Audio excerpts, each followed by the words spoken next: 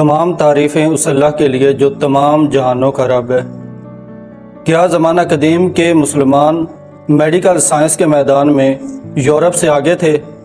اور کیا سرجری کے دوران جو مریض کو بے ہوش کیا جاتا ہے، کیا یہ طریقہ مسلمانوں کی ایجاد ہے؟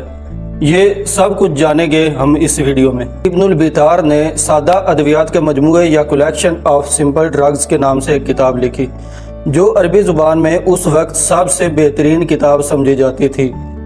انہوں نے بحیرہ روم میں اسپین سے لے کر شام تک مختلف ادویات، جڑی بوٹیاں اور پودے اکٹھے کیے۔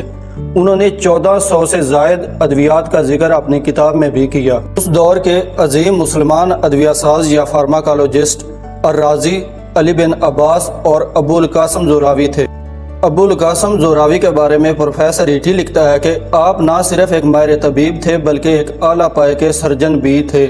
آپ نے اپنی زندگی کے اندر بہت مشکل اور پیچیدہ آپریشنز بھی کیے، اور آپریشنز میں استعمال ہونے والے آلات سرجری کا بھی آپ نے ان کے بارے میں بہت کچھ لکھا، جس سے عربوں کے اندر سرجری کے اندر ان کی مہارت کا اندازہ ہوتا ہے۔ لیتھوٹومی کے اندر وہ موجودہ دور کے عظیم ترین سرجنز کا ہم پلہ تھے۔ علی بن عیسیٰ تاریخ عالم کا وہ پہلا سائنسدان تھا جس نے مریض کو آپریشن سے پہلے بے ہوش اور بے حس کرنے کے طریقے وضع کیے۔ ابو القاسم زوراوی بھی ان طریقوں سے آگاہ تھا۔ یعنی شروع کے مسلمان سائنسی میدان میں یورپ سے بہت آگے تھے۔